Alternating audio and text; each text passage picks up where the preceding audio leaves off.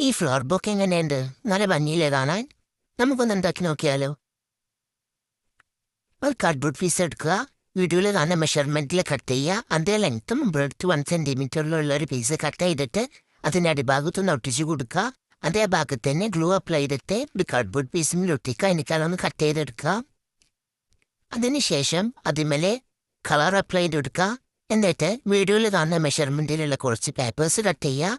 എന്നിട്ട് അതിൻ്റെ മുകൾ ഭാഗം ഒന്ന് മടക്കിയെടുക്കുക. സൈഡ് ഭാഗം ചെറുതായിട്ട് ഒന്ന് മടക്കുക. എന്നിട്ട് വീഡിയോയിൽ കാണുന്ന പോലെ ഒന്ന് റോൾ ചെയ്തെടുക്കുക. എന്നിട്ട് അതിൻ്റെ അടിഭാഗം ഒന്ന് ചുരുട്ടി കൊടുക്കുക. അപ്പോൾ നമ്മുടെ ഫ്ലവർ റെഡിയായി. ഇനി അതിനുള്ള ലീഫ് ഉണ്ടാക്കാം. എന്നിട്ട് അതിനെ അതേ മെഷർമെൻറ്റിലുള്ള ഒരു ഗ്രീൻ പേപ്പർ എടുക്കുക. എന്നിട്ട് ഒരു സൈഡ് മാത്രം ഇതേപോലെ കട്ട് ചെയ്യുക. 5 പ്രാവശ്യം കട്ട് ചെയ്യുക.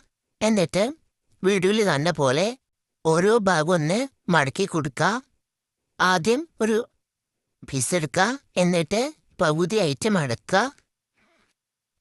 ഇനി നമുക്ക് ആ ഫ്ലവർ എടുത്തിട്ട് ആ ലീഫിൻ്റെ മുകളിൽ വെച്ച് കൊടുക്കുക. എന്നിട്ട് ഇതേപോലെ ഒന്ന് റോൾ ചെയ്തെടുക്കുക. അതിനുശേഷം അതിൻ്റെ അടിഭാഗം വീഡിയോയിൽ കാണുന്ന പോലെ ഒന്ന് ചുരുക്കി കൊടുക്കുക. എന്നിട്ട് ഇതേപോലത്തെ കുറച്ചെണ്ണം കൂടി ഉണ്ടാക്കുക. എന്നിട്ട് കുറച്ച് പേപ്പർ എടുക്കാനിട്ട് അതൊന്ന് ചുരുട്ടിയിട്ട് ഇതിലേക്ക് ഇട്ട് കൊടുക്കുക.